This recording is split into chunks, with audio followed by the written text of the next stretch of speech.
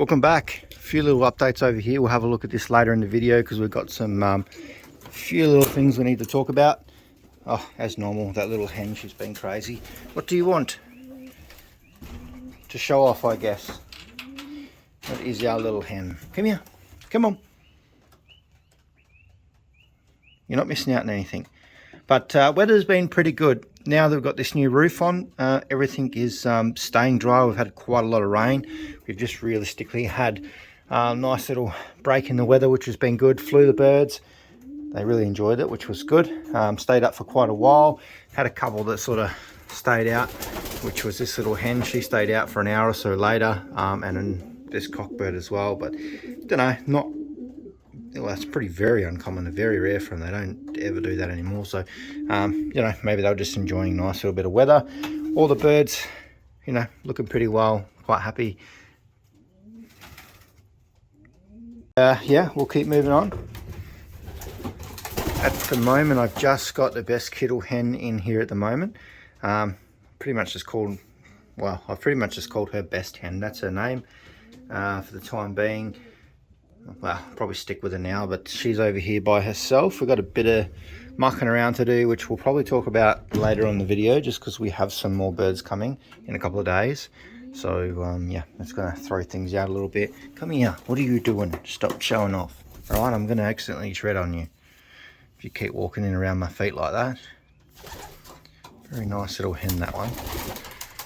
And we'll continue on. She'll probably try and follow me. I think she likes the camera. She's not as friendly normally, so we'll continue on. We'll have a look at these breeders. What I've done, I've just sort of started having a bit of a tinker around in here because I've got to separate the cock shortly for the younger ones that are over here. So you'll notice 83s on this side, just relaxing. And then also we've got one of Leo's other sons, so half brother to him, but with a different hen. He's quite nice. He matured quite early, and he's probably the most aggressive out of these three. He already owns this loft, well, this breeding section anyway. So this big guy's getting a bit of a shock because he's been in here by himself, and we brought this one over and he's giving him a pretty hard time. But yeah, we'll slowly figure out what pairs we want to bring into here. As I said, we do have some new birds coming, which they'll have to go into isolation, but one of them's a cock, and he'll most likely come into one of these boxes. You can see there, all the young cocks are just switched on right now. They're crowing and carrying on.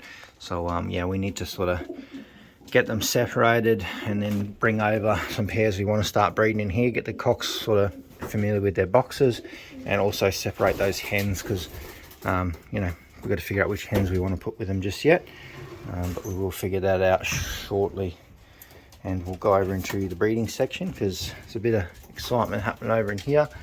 I was expecting to get another egg, but there's only one egg there, so I'm not sure. I'll maybe wait today and just see if Storm does lay another one, but sometimes she just lays one every now and then, which is fine. Got big Leo here. Fantastic father, this guy. He's getting a bit on now. He must be coming on 7 or 8 years old. But he's still filling eggs, so we'll continue to utilise him as more of the foundation. Obviously him and Storm together do pretty well, but we don't know whether just yet if it's him, her or them together. We'll figure it out over the next few seasons. It's going to take a little bit of time to, you know, swap them with different hens, like the other cockbird that's hiding under there. That one is the father. And then the mother was in here. The mother's a little blue bar pie down here that we've got, so just trying some different things.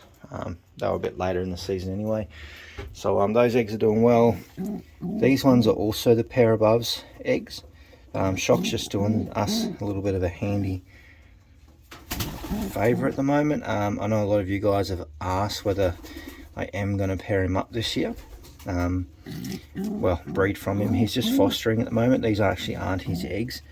I just wanted to get at least 3 to 4 rounds out of Storm and Leo at the beginning of the season, and then we can just set Storm aside, because my main plan, it might not happen, it will just depend on how money and stuff's going, is to get probably one of the Leo Storm rounds, or at least one of the Leo Storm babies, to the Pattaya race.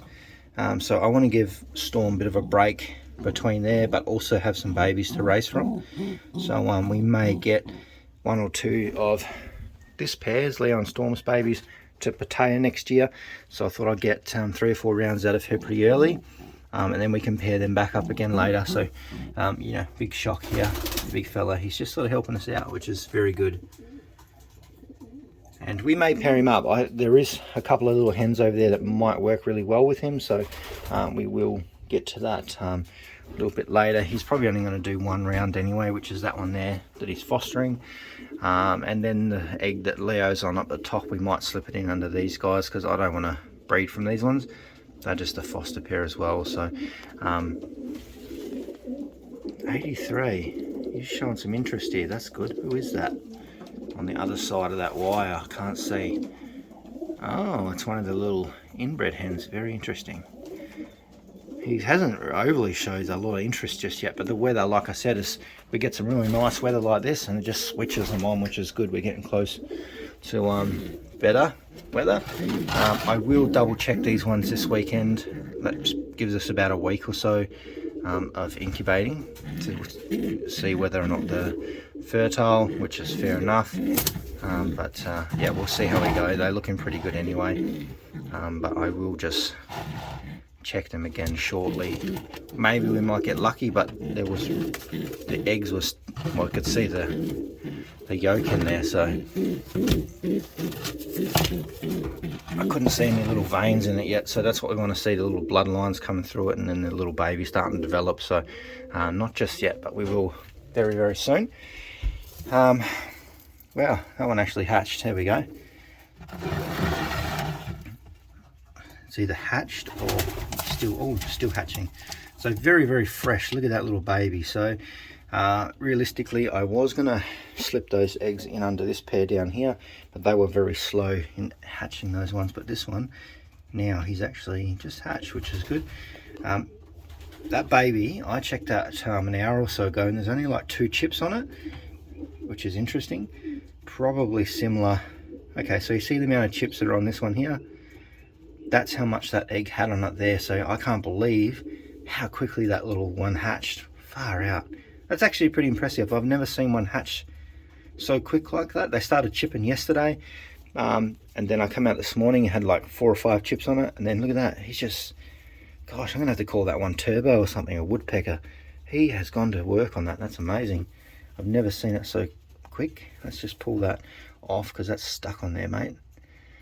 Let's just get that off there, yucky. All right, I'll push you back over there and leave you alone. So yeah, well, I've always said it, but this cockbird here, he is definitely a super pigeon. He is the strongest pigeon I've ever held. He's like a brick, and I reckon if you hit a window, he'd go straight through it like a brick as well. So yeah, we'll keep on. Hopefully you'll pass those genes on to those babies, but he is a very nice cockbird. And that pair here, we slipped those eggs up under here as well. So we'll have a look at these ones. Colours are starting to come through quite well. So we were pretty close on what we were saying colour wise. This one is definitely the ash red. I would say it's a mealy, but it's got a little bit of that speckledness through there of the red as well. So it'll be interesting to see. And I did notice on it at some point today there was some little white specks on it there, where there's a few little bits of white flights and stuff on it, so that was pretty much to be expected. I was expecting a little bit more white on the head there, because they do carry that quite heavily. And then we got just the bigger one at the back, probably going to be the cockbird maybe. Quite a solid big sooty dark checker, which I don't mind, with one little white flight in there. Look at his little white fly all by itself. Which is interesting. Very friendly to these little babies. Always the way with these Vanderbilts anyway. They're just super friendly, which I don't understand.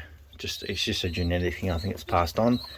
But those babies looking really good. So yeah, I can't believe how much food's in that one. That's got a lot of food in there too. Still running last year's rings, which is a little bit annoying. So this hen, I would say, you okay there? You're making a lot of noise. I would say this hen over the back here, she is going to lay again shortly. I would say within the next week. She's generally pretty good last year. Hey, I'm not hurting you, I'm just moving, okay? Like, gosh, drama queen you are. I'd say she's probably going to lay again. So we do have space up here for another nest bowl, so I may look at even putting a little bit higher one here. I don't know yet, we'll just see. But she may lay again, so I might let her lay and raise her eggs. So we might get some tigers from these guys. So yeah, we'll just wait and see with that one. It's good, lots coming along. It's only early days. We're only doing a little bit of a muck around breeding at the moment. What's going on here? You're after this hen as well now, 83, which is a good sign. I moved him over here to separate him from the hens. So most likely, like I said before, we'll just bring in 6 cocks into this section. We may move all the other birds to the far one, just so there's a bit of distance between hens and cocks. The far one will most likely just mix. That'll just be all the flying birds. Just make sure that's shut up. But I just want to separate them a bit, so then we can move all these cocks into the boxes, start getting some pairing action going, because I want to get, like I've said before, maybe 5 birds into the one loft. So we kind of got to get those sorted and paired up and started sitting on eggs in September. So yeah, we'll most likely move all these ones across to here, and then the hens will move over into there, the ones we want to breed from, completely separated from the cocks. But he's right onto it. He's crowing. I haven't seen him crow this much for a long time, which is good. We may be able to pair him up with that best kittle hen, but if not, I have a few other options we can pair him with in the meantime. So we'll have a look. We'll go and have a look at some other stuff anyway. That's probably enough of this talk for now. We'll come back to this in the next few days because there'll be some more action, but we'll head out here now and have a bit of a talk. And what I've done is just use some of the clear sheeting out on the roof just to close up this front section a bit. Like I said, I've got 2 birds coming in on Monday, so what's today? Saturday. I've got 2. I'll keep a surprise at the moment. So what we'll do is we'll most likely put them in here for a week or 2, and we'll fully quarantine and make sure they're all happy and healthy before we mingle them. Still a little bit more tidying up to do in here, but then we might move all the hens into here and start separating them from the cock, so that will be good. But yeah, this is just to sort of keep the weather out, and yeah, it looks pretty good anyway, so I'm pretty happy with that. We'll just shut that up for the moment. Still a little bit water on there. And this as well, I was going to use this for breeding, but plans have changed. Hello Zoe, watch out. You'll now see that this is where my chickens live. This is pretty secure, so yeah, there's the chickens for everyone that misses them. We've got 4 new ones as well, but those ones are very friendly. But we had a huge big storm and their cage got tipped over and destroyed, and then previous to that we had foxes try and get into them. They try and dug a few holes, so I thought this one here is pretty much 100% fox proof, so I moved them into there, and then we'll probably most likely build something else here very soon as well. So anyway, stay tuned. I'll catch you all in the next video. Some new pigeons coming in the next couple of days, so stay tuned because they're pretty nice birds. So see you soon.